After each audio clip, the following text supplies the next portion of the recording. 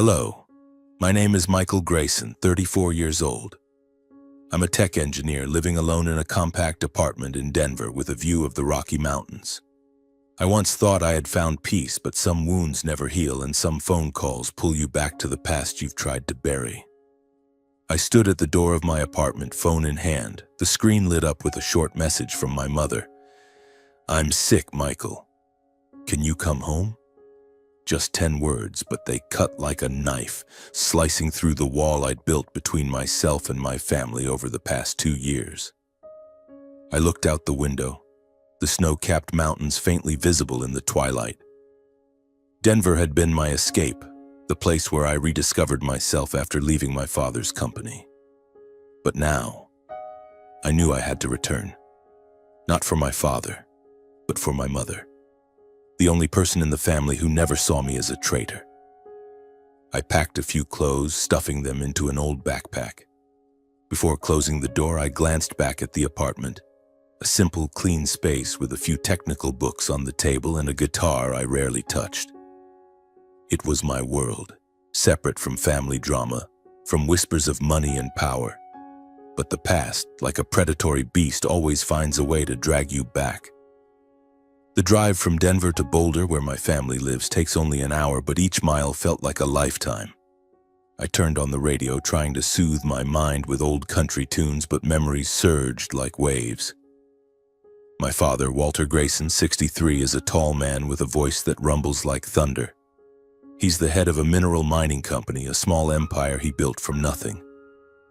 To him, the company isn't just a business, it's his honor, his lifeblood. And me? I was once his right-hand man, the eldest son he expected to take over everything. But it all fell apart 4 years ago. I discovered that my father's company wasn't just mining stone and ore. It was mining greed. They destroyed forests, polluted rivers near the mines, and worse, they evaded taxes through accounting tricks that I, as the engineer in charge of data systems, stumbled upon. I confronted my father, not in anger, but with hope that he would stop. "We can do better, Dad," I said, my voice trembling. "We don't have to destroy everything to make money." He looked at me, his eyes cold as steel. "What do you think you know about this world, Michael? Do you think businesses survive on ethics?" That was the first time I realized my father was no longer my hero. He was a man consumed by ambition. I left the company soon after. No shouting, no accusations, just quietly clearing my desk and disappearing. My father called it betrayal. He never forgave me, and I never sought his forgiveness.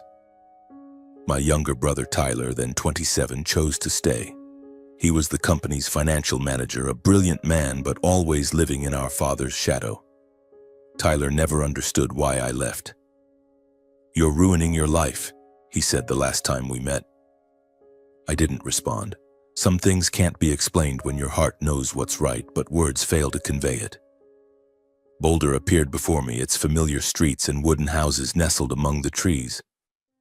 I pulled up in front of the family's large home, a 2-story mansion with a sprawling garden where I used to run and play as a child. The garage door was wide open, and I saw my father standing there wearing a checkered shirt, holding a wrench as he worked on an old truck. He looked up, catching my eye. No smile, no nod, just heavy silence as if I were a stranger. "Michael," he said, his voice devoid of emotion, "you're back." "For Mom," I replied, trying to keep my tone steady. "How is she?" He gestured toward the house. "The doctor says she needs rest. Cancer, stage 2. But she's tough, you know that."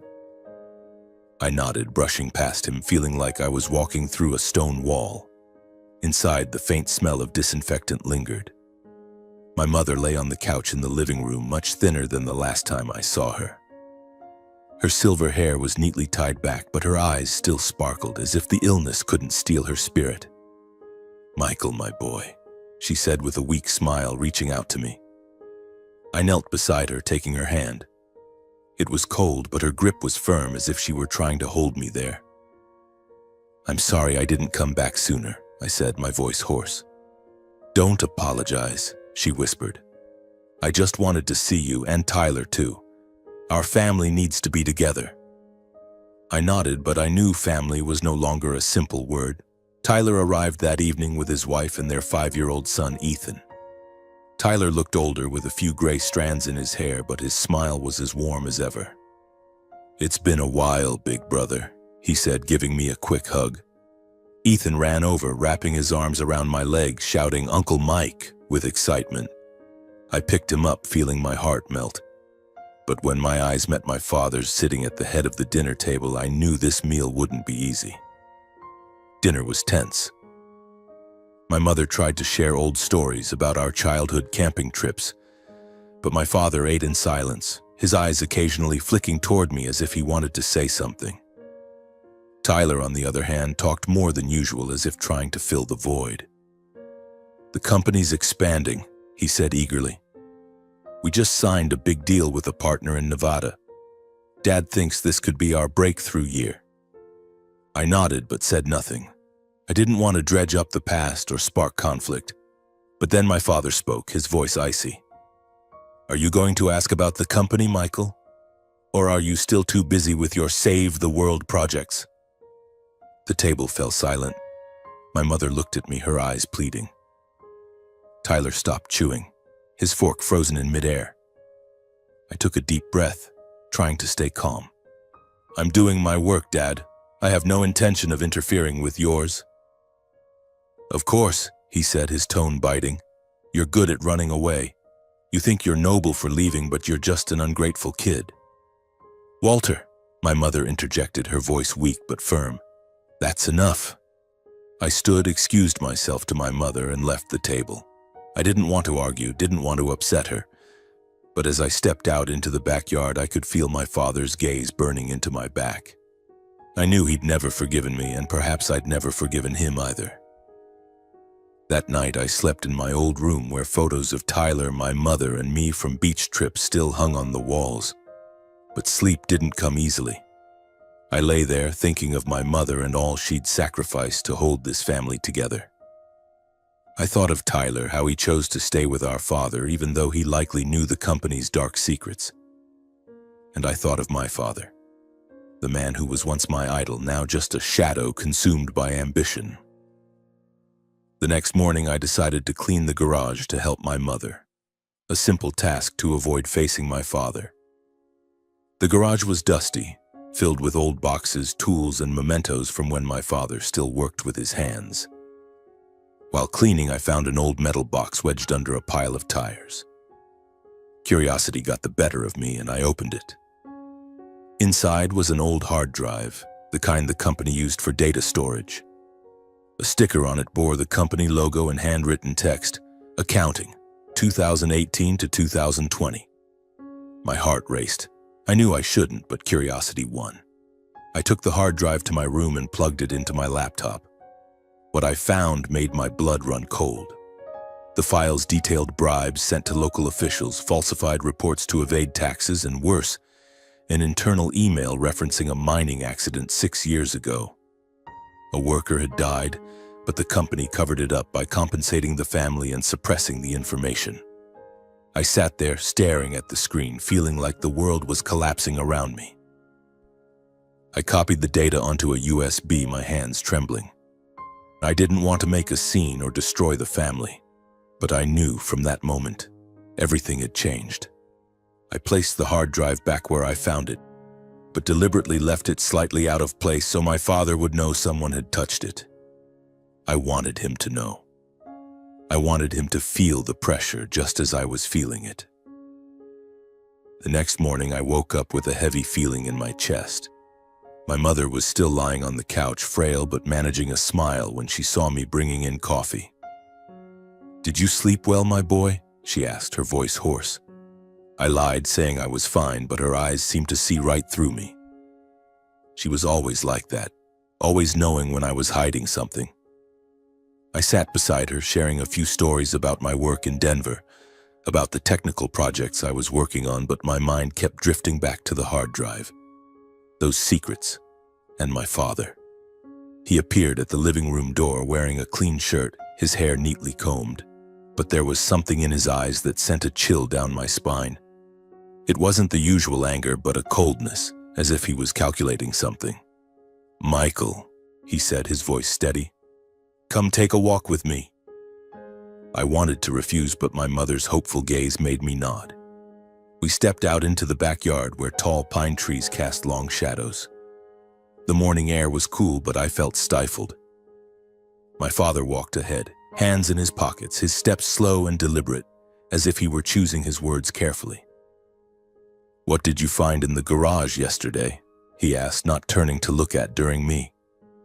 My heart skipped a beat. I knew he'd noticed the hard drive had been moved. I tried to keep my voice calm. "Just cleaning up, Dad.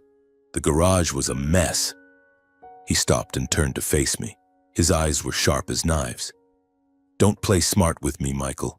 You think I don't know you've been rummaging through things?" I didn't answer right away. I knew he was probing, but I wasn't going to let him control the situation so easily. "If you're worried about what I found, why don't you just say it?" I replied, my voice low but firm. He gave a short, humorless laugh. "You always think you're right, don't you? You think you can dig up the past and judge everything. But you don't understand, Michael.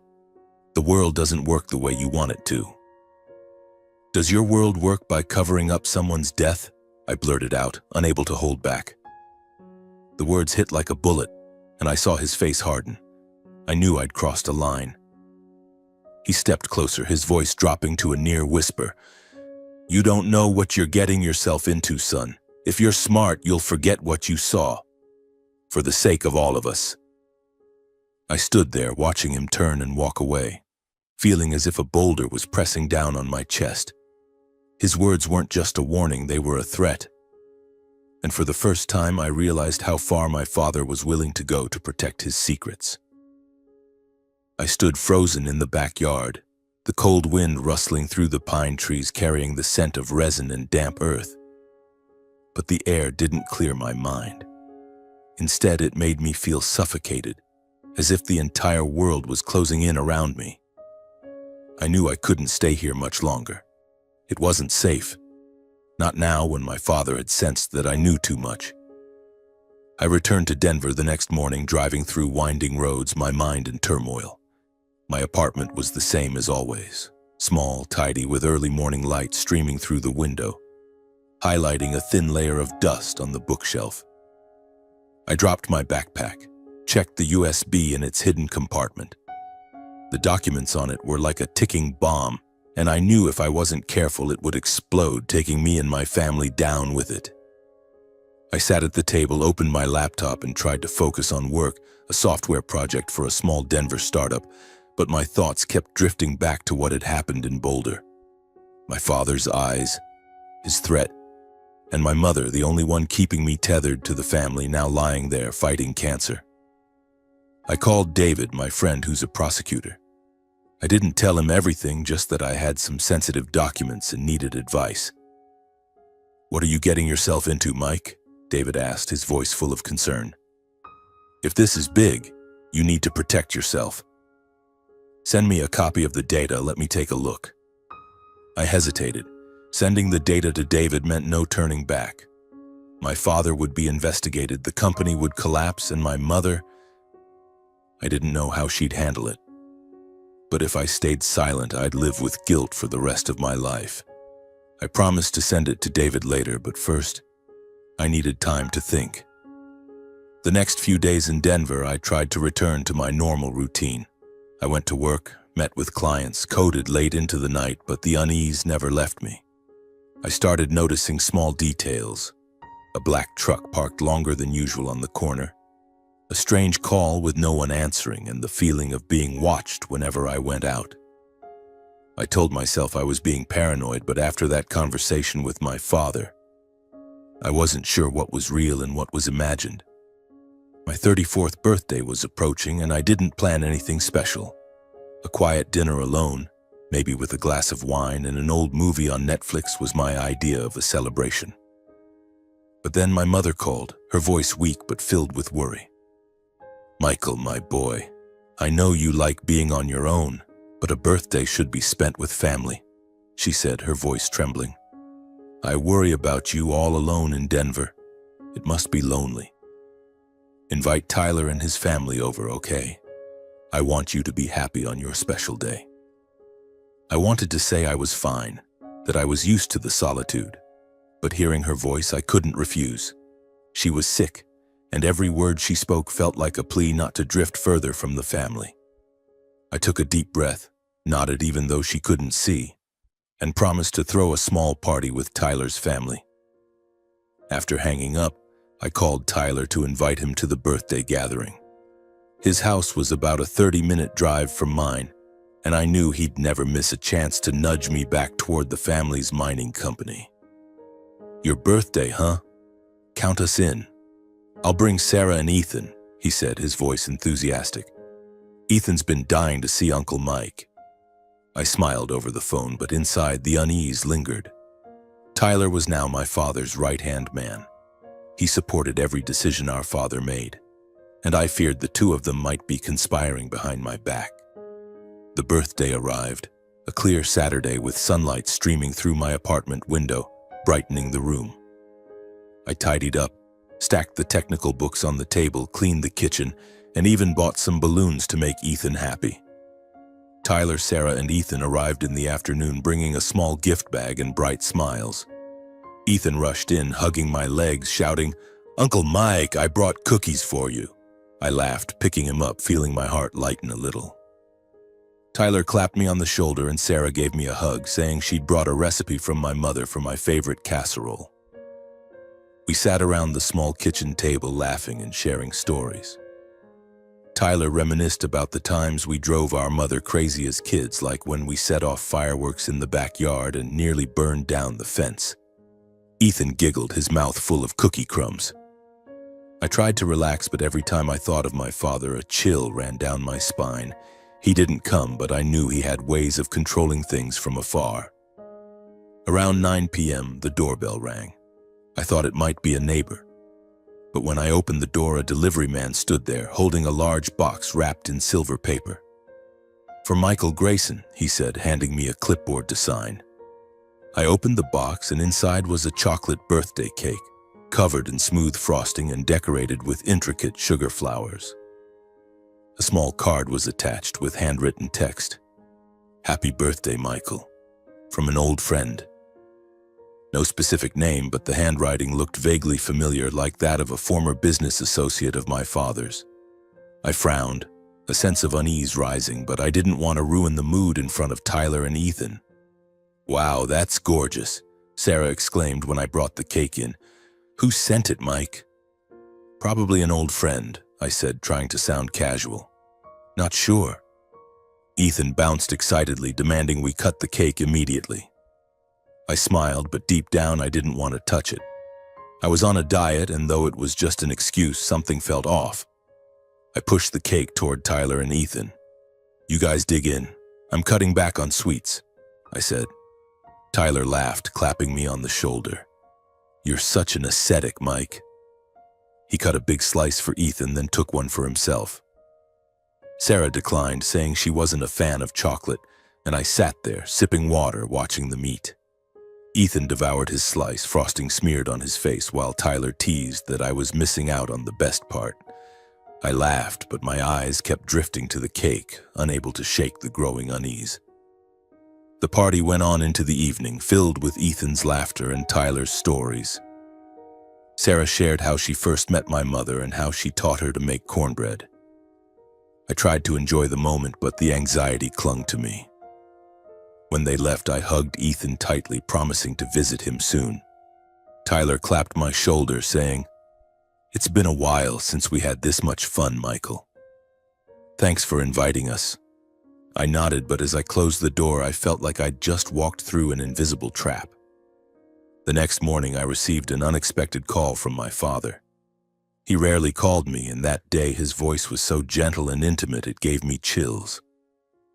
"Did you have a good birthday, son?" he asked. I hesitated. "It was nice, Dad. I invited Tyler's family over, so it was lively." His tone shifted instantly, sharp and biting. "What did you just say? Tyler's whole family was there?" "Yeah, Mom said I should invite them for a family vibe, so I called." Before I could finish, he hung up abruptly. I stood there, phone in hand, confused. My eyes drifted to the leftover cake on the kitchen counter, and a horrifying thought flashed through my mind. No, it couldn't be. My father wouldn't. But then I remembered his eyes, his threat in the backyard. I knew he'd do anything to protect his secrets. About 30 minutes after my father's call, my phone rang again. This time it was Sarah, her voice trembling, barely controlled. "Ethan and Tyler, they're sick. They're in the hospital. Can you come right away?" My heart stopped. "What's wrong? What happened?" Sarah sobbed. "I don't know. After Tyler spoke to someone, he got scared and rushed Ethan to the hospital for tests. The doctors say it's poisoning, acute liver failure. Ethan, he's critical, Michael. Tyler's in a coma. Please, come now."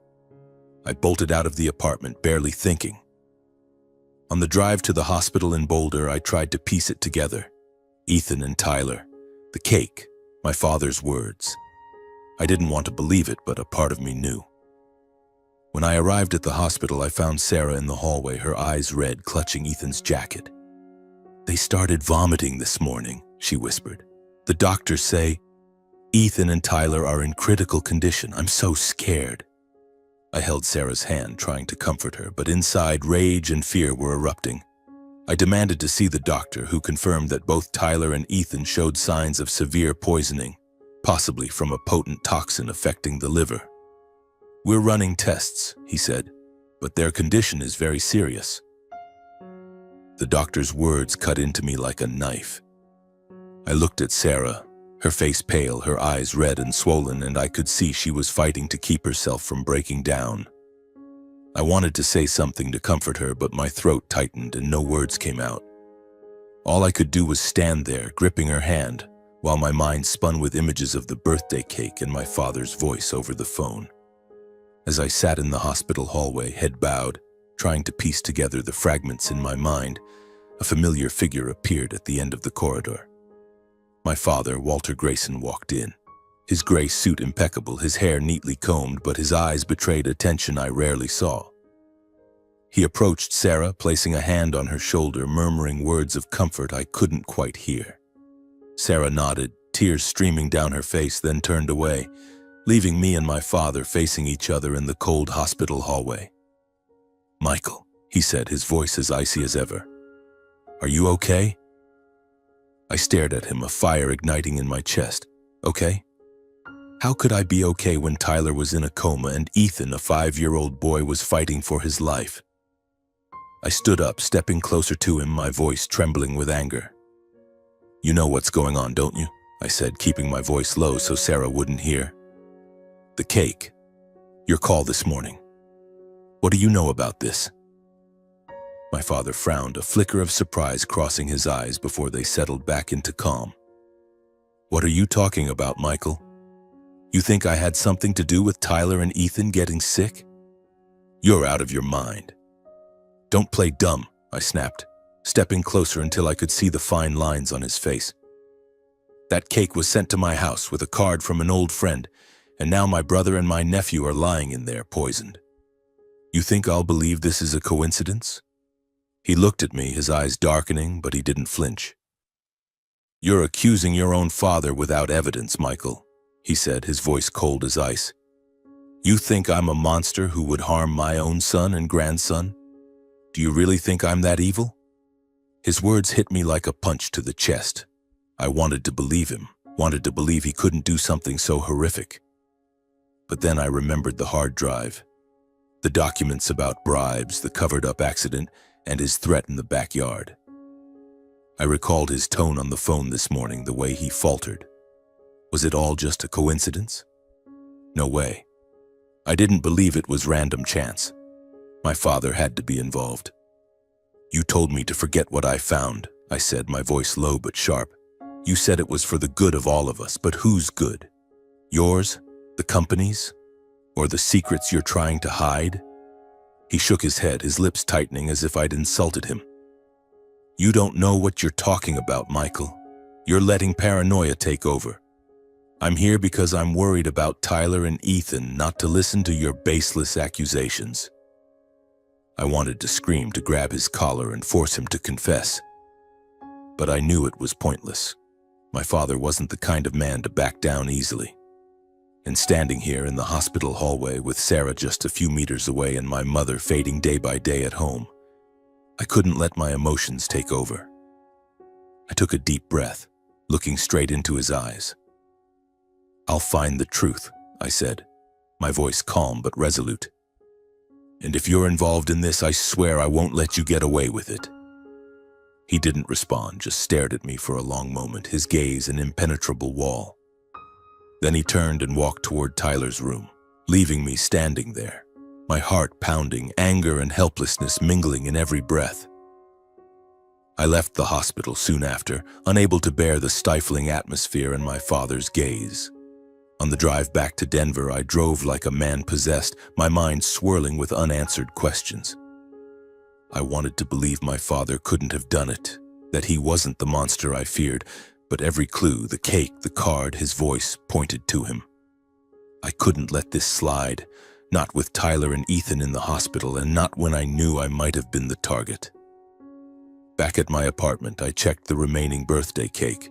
It sat there in its silver box, some of the frosting melted, looking harmless but sending a shiver down my spine. I didn't touch it, carefully wrapping it in a sealed plastic bag and contacting a friend at a private lab in Denver. "I need you to test this," I said over the phone, my voice hoarse. "I suspect it's poisoned. Do it as fast as you can." My friend, a technician named Greg, heard the urgency in my voice and didn't ask many questions. "Bring it over now, Mike," he said. "I'll prioritize it."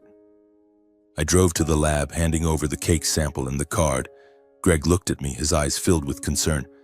"You okay? How serious is this?" "Very serious," I replied, not wanting to go into details. "Just test it. I need to know for sure." 3 days later, Greg called back. I was sitting in my apartment, staring at the USB with my father's documents, when the phone rang. "Mike, sit down," Greg said, his voice trembling. "I tested the cake. There's poison in it. Amanitin, a highly toxic compound from mushrooms. Odorless, tasteless, and very hard to detect. If someone eats it, it attacks the liver, causing acute liver failure. The dose in the cake, it's enough to kill." My blood ran cold. Amanitin. I wasn't a chemist, but I knew about this toxin. It wasn't something you accidentally put in a cake. Someone had done this deliberately. And deep down, I knew that cake was meant for me. If I hadn't passed it to Tyler and Ethan, if I hadn't been avoiding sweets, I might be the one in the hospital or worse. "Thanks, Greg," I said, my voice dry. "Send me the full report, okay?" I hung up, slumping into a chair, my hands cradling my head. Images of Ethan giggling with frosting on his face, Tyler teasing me about my diet, all played like a nightmare. I wanted to scream, to smash everything, but I just sat there trying to breathe. My father. Could he really have done this? Could he go that far to silence me? I looked at the USB on the table and a cold determination rose within me. I wouldn't let this be buried in silence. Not this time. I opened my laptop, plugged in the USB, and copied all the documents. The hidden accounting files, emails about bribes, reports about the fatal mining accident, along with Greg's lab report confirming the presence of amanitin in the cake.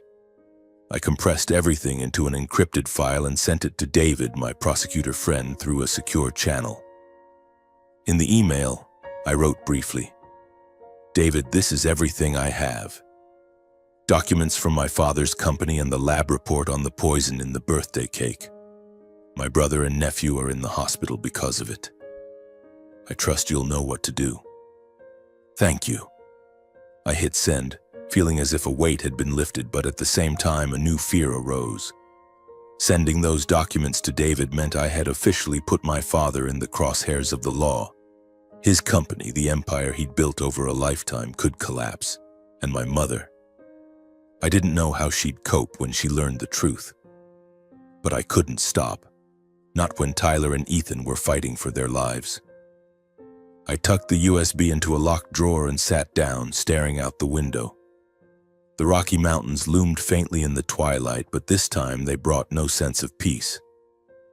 I thought of my mother, how she tried to hold our family together even as she grew weaker by the day. I thought of Tyler, my stubborn but warm-hearted brother, now lying motionless in the hospital. And Ethan, the little boy with a radiant smile, now facing death. I clenched my fists, my nails digging into my palms. I couldn't do much, but I could trust David. He would uncover the truth. The days that followed, I tried to focus on work. The Denver startup I was working for was in a crunch phase, and I buried myself in lines of code, client meetings, anything to keep my mind off the hospital or my father. But every evening back in my apartment, I found myself checking my phone, waiting for updates from Sarah or David. Sarah called daily, updating me on Tyler and Ethan's condition. "Ethan's still critical," she said, her voice hoarse from crying. "The doctors say his liver is badly damaged. Tyler, he still hasn't woken up, Michael. I don't know what to do." I drove to the hospital almost every day, visiting Sarah, Ethan, and Tyler. I brought coffee and sandwiches for Sarah, sat by Ethan's bedside, held his hand, and told stories about the camping trips Tyler and I used to take. Ethan didn't respond, but I kept talking, hoping that somewhere in his unconscious state he could hear my voice. Tyler lay in the next room, hooked up to all kinds of machines. Seeing my brother, once so full of life, now reduced to a shadow, broke my heart. Sarah often sat between the two rooms, splitting her time between her husband and son, her face gaunt, her eyes red. "Thank you for coming, Michael," she said once, her voice trembling. "I don't know how I'd get through this without you." "You're never alone," I replied, though I felt helpless myself. I wanted to do more, to find a way to save Ethan and Tyler, but I knew all I could do was wait. Wait for David, wait for justice. I avoided my father. He called a few times, leaving voicemails in a calm tone as if nothing had happened. "Michael, you okay? Your mother's asking about you." I didn't respond. I couldn't face him, not when I knew he might be behind it all. I focused on work, on hospital visits, and tried to stay calm. But every time I saw Ethan with tubes crisscrossing his small body, anger flared within me. I wanted to confront my father, to force him to confess, but I knew it was futile. He would never back down. Not to me. 3 weeks later, David called back. His voice was serious but tinged with excitement. "Mike, we've gone through the documents you sent," he said. "This is heavy stuff. Bribes, tax evasion, covering up an accident. Your father's company is deeply involved. We've opened a formal investigation. The FBI is stepping in." I sank into a chair, feeling both relief and dread. "What about the cake?" I asked, my voice hoarse. David hesitated. "We're tracing the order. The bakery's invoice led to a dummy account, but some transactions link back to a subsidiary of Grayson Minerals. We don't have direct evidence tying your father to the poison yet, but we're digging deeper. You did the right thing sending this to me, Mike." "Thanks, David," I said, but inside I wasn't sure how I felt. Justice was coming, but at what cost? How would my mother cope when she learned my father was under investigation? And if Tyler and Ethan didn't make it, would justice be enough to ease the pain? Over the following weeks, I heard about my father through the news and David. The federal prosecutor's office announced a major investigation into Grayson Minerals, with allegations of bribing local officials and tax evasion. My father's name appeared in headlines alongside words like corruption and scandal. The company's stock plummeted, and I knew the empire he'd built was crumbling. Once I saw him on TV standing in front of the company building, surrounded by reporters. He looked older, his face haggard but still defiant. "I'm innocent," he said into the microphones. "This is a witch hunt." I didn't believe him, not anymore. My mother called me once, her voice weaker than ever. "Michael, what's happening with your father?" she asked. "The news is saying terrible things. What do you know?" I didn't know how to respond. I didn't want to lie, but I also didn't want to break her heart. "Mom, I'm not sure," I said, "but I'm trying to do the right thing." She was silent for a moment, then whispered, "I just want our family to be at peace." Her words cut like a knife. I wanted to promise her everything would be okay, but I couldn't. Not when Tyler and Ethan were still fighting for their lives and my father was facing the law. 2 months later, David called again. "Mike, we've got more evidence," he said. "Internal emails from your father's company link a former assistant of his to ordering the cake.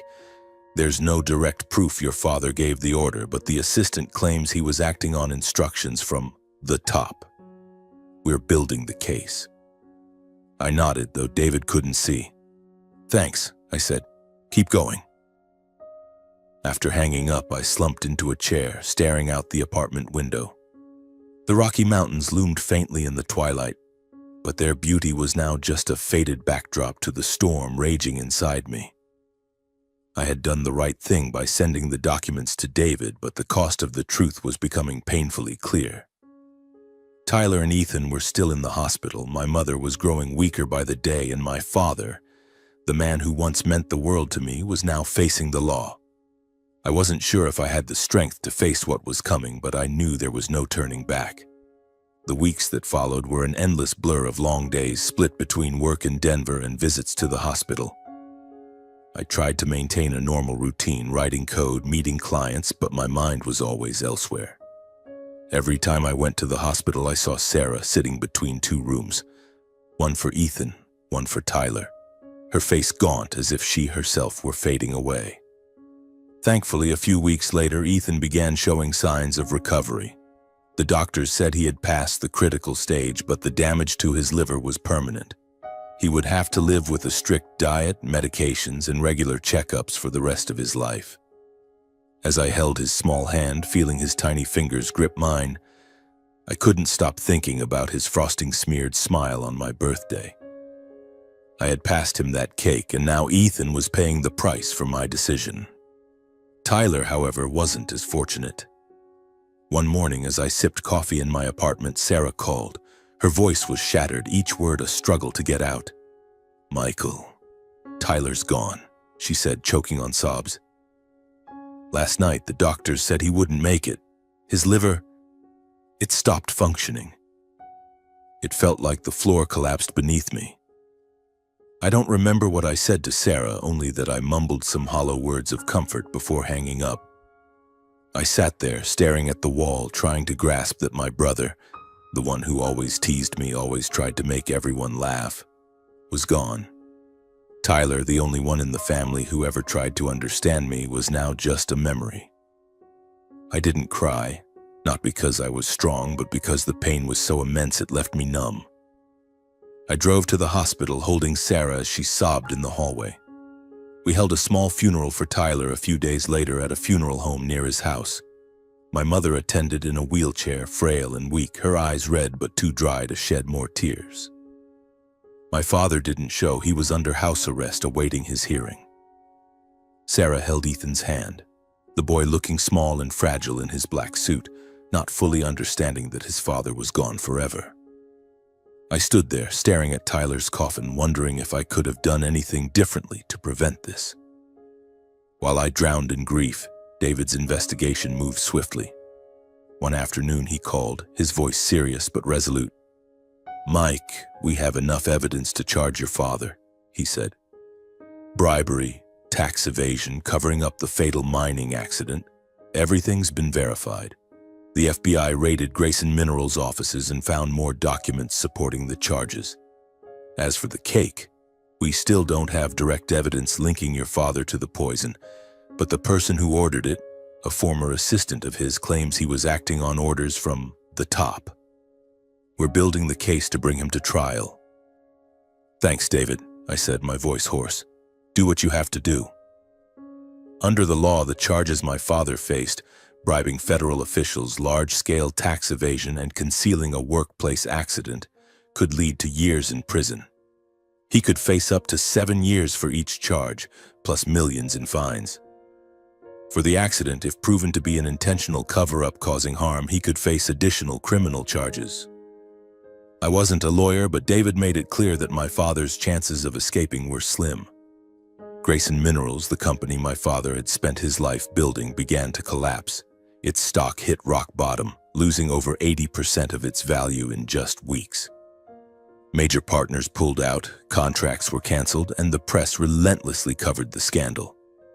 An article in the Denver Post called Grayson Minerals, an empire built on blood and corruption. I read those words and felt both bitterness and emptiness.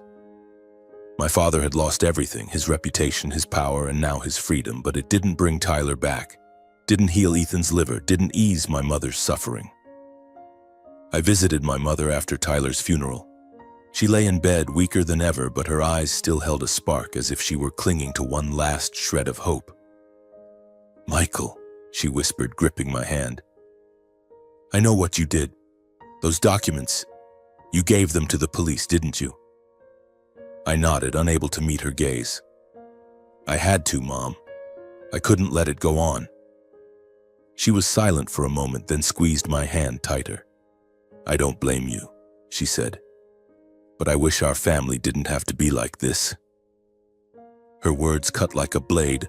I wanted to apologize, to say I had no choice, but I just sat there, holding her hand, feeling her fragility in each shallow breath.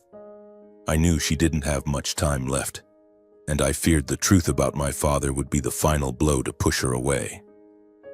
A month later, my father went to trial. I didn't attend, unwilling to see him in the defendant's chair, unwilling to hear his justifications. David told me my father remained composed, but his eyes lacked the usual arrogance.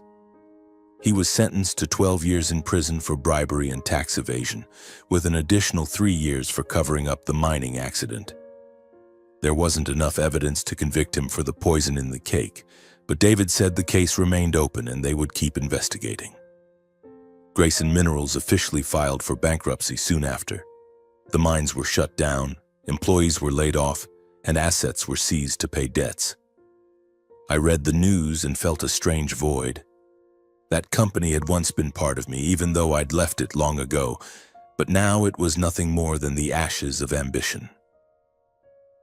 I left Denver a few months later, unable to bear the memories that clung to me. Every street corner, every road, reminded me of the days when I was still part of the Grayson family, days before everything shattered. I chose a small town in Oregon called Astoria, where the Pacific Ocean crashes against rocky shores and the air carries the faint scent of sea salt. My new apartment sat on a small hill with windows overlooking the ocean where I could watch fishing boats drift by each morning. It wasn't a glamorous place, but it was somewhere I could breathe, somewhere I could try to start over. I found a job at a renewable energy startup working as a software engineer on offshore wind turbine projects. The work wasn't too demanding, but it kept my mind occupied. I wrote code, joined online meetings, and occasionally visited the port to check data from sensors. My colleagues were good, simple people who knew nothing about my past, and I liked it that way. They called me Mike, the quiet guy who likes black coffee, and I smiled, letting them think I was just an ordinary engineer with an ordinary life. But every evening back in my apartment, I faced myself. I kept a photo of Tyler and Ethan on my desk, taken during a camping trip a few years ago. Tyler was grinning, holding up a fish he'd caught, while Ethan, then 3 years old, sat on his shoulders, brandishing a stick like a sword. I looked at the photo and felt my heart tighten. Tyler was gone, and Ethan, though he survived, would never have a normal life. I called Sarah every week to check on him. "He's okay," she'd say, her voice still tinged with pain. "But he keeps asking about his dad. I don't know how to answer." I sent money to Sarah when I could, though she always refused. "You've done enough, Michael," she'd say. But I knew I hadn't. I was the one who passed that cake, the one who unwittingly pulled Tyler and Ethan into the crossfire between me and my father. I never said it to Sarah, but every time I looked into her eyes, the truth was there. My mother passed away not long after Tyler's funeral. She went peacefully in her sleep, as if she were too tired to keep fighting. I returned to Boulder for her funeral, standing before her coffin, feeling like I'd lost the last piece of my family. My father wasn't allowed to attend. He was serving his sentence in a federal prison in Colorado. I didn't know if he was informed of her death, and I didn't care.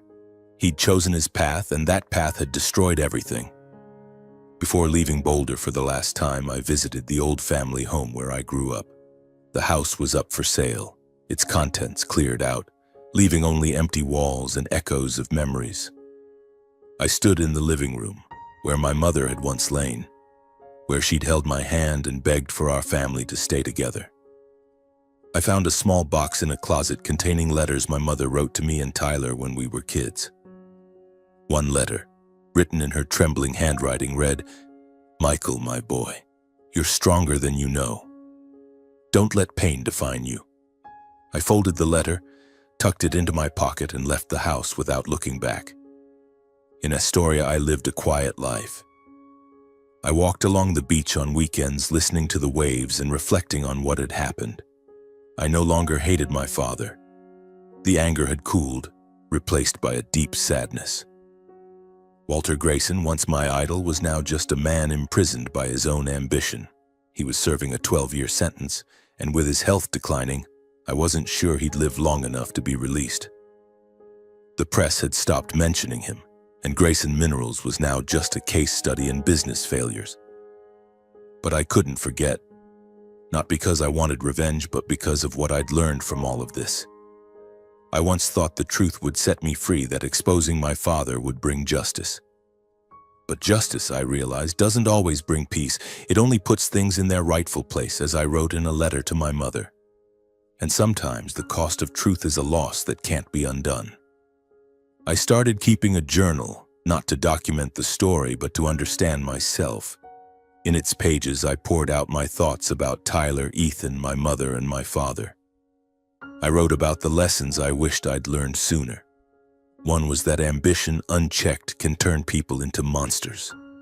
My father let greed guide him, and he paid the price with his family. But the biggest lesson was about forgiveness, not for my father, but for myself. I'd blamed myself for passing the cake, for leaving the company, for not preventing the tragedy. But I realized I couldn't control everything. I could only do what was right, even when it hurt. If I could say something to anyone reading this story, it would be, cherish your family, but don't let it hold you back when you know what's right. The truth might tear you apart, but silence is crueler. And above all, live a life you won't regret when you look back. I'm still learning how to do that day by day. One morning I stood on the Astoria shore, watching the waves crash against the rocks. I took out my mother's letter and reread its final lines, "Don't let pain define you." I folded it back, letting the sea breeze ruffle my hair. I didn't know if I'd ever find complete peace, but I knew I was trying. And maybe that was all I could do.